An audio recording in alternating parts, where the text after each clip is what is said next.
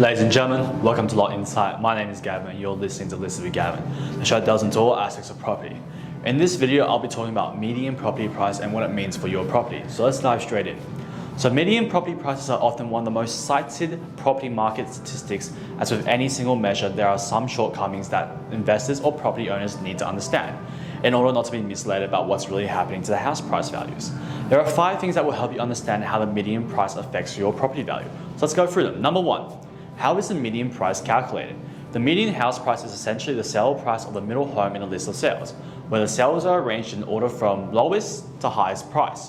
So in the list of 11 sales, it would be the sale price of house number 6, which has 5 lower price sales below it and 5 higher price sales above it. This is different to the average, which would be the total value of all the house sales divided by the number of homes sold.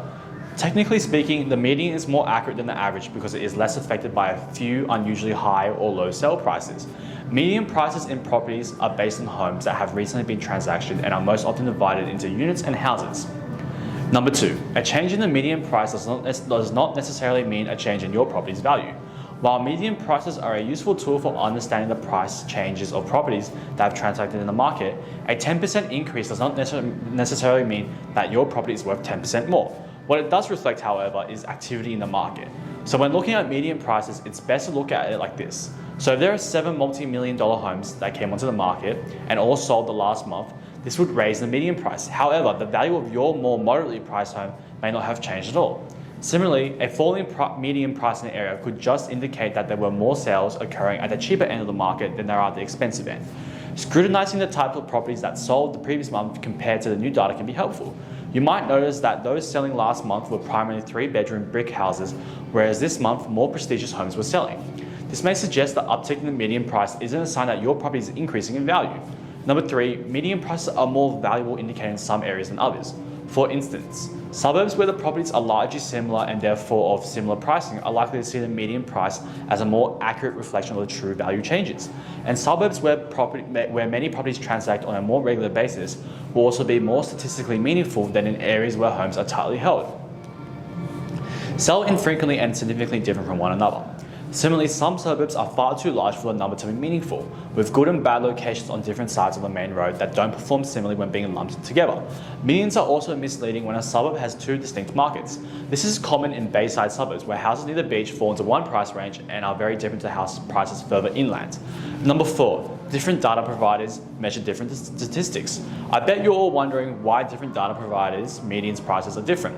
That's because there are 3 key differences between all the providers: the data they collect, the time frame they report on, i.e. quarterly or monthly, and their accuracy / complexity of the index methodology they rely on. I would suggest looking at CoreLogic's Hendonic Index, which also takes into account the attributes of properties and being able to understand and analyze the factors such as the number of bedrooms and bathrooms. The land area and the geographic context of the property allows for a much more accurate analysis of the true value of the movements across specific housing markets. Number 5, statistics are more reliable if they're looked at over the long term. As investors and properties owners, you should pay less attention to the short-term trends and understand that median prices, as with all statistics, are more useful when viewed as a change in trend over a longer time frame and not over a month-to-month period. That being said, median prices are really best used as an indication of the composition of sales rather than a good indicator of changing property values. So a key takeaway from today is yes, median prices can provide some input and indication of what your property is worth, but it should not be the only data you rely on. Looking at data such as sales volume and market depth and investigating comparable recent sales provide a more accurate representation of your property's value. Thanks for listening, guys. Don't forget to hit that like and subscribe, and see you next time.